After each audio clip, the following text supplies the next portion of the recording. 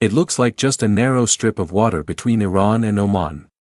Just 33 kilometers wide at its narrowest point. You could swim across it in a few hours.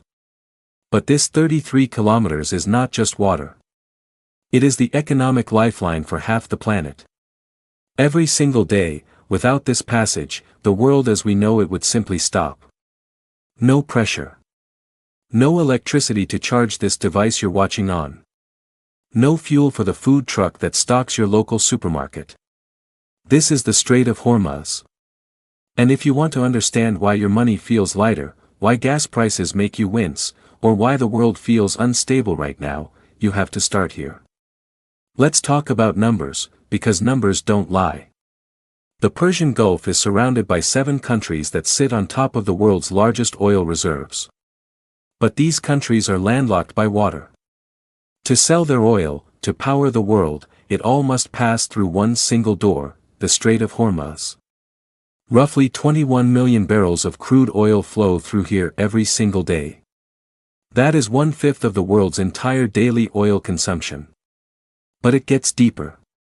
1/3 of all liquefied natural gas traded globally also moves through this passage. Now look east. Japan gets 76% of its oil from this narrow channel. South Korea, 70%. China, the world's second largest economy, depends on the strait for half of its imported oil. India, 45%. These countries didn't build their economies on local resources. They built them on the assumption that this 33-kilometer strait would always remain open. Most people think the Strait of Hormuz is only about oil. That is a dangerous misunderstanding. Because oil fuels transport, and transport brings food to your table. But there is something even more critical moving through these waters: fertilizer. Nearly 1/3 of the world's seaborne fertilizer trade passes through the Strait of Hormuz. That is about 16 million tons every year. Fertilizer is not a luxury. It is the difference between a harvest and a famine. When fertilizer shipments stop, crops fail. When crops fail, food prices explode. A disruption here doesn't just mean expensive gas. It means a mother in Pakistan paying triple for wheat. It means a farmer in Kenya watching his crops wither because he cannot afford nutrients for his soil. It means food riots in countries already struggling to survive. The Strait of Hormuz connects the oil fields of the Gulf to the dinner tables of the developing world. When it closes, the poorest among us pay the highest price. Geography has made the Strait of Hormuz incredibly difficult to protect. At its narrowest point, the shipping lane is just 3 kilometers wide in each direction. Tankers have to squeeze through a corridor that is literally within sight of the Iranian coastline.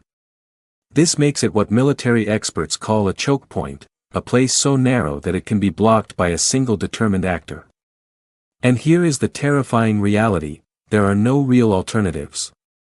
Saudi Arabia and the UAE have built pipelines to bypass the strait, but together they can only handle a fraction of what passes through the water.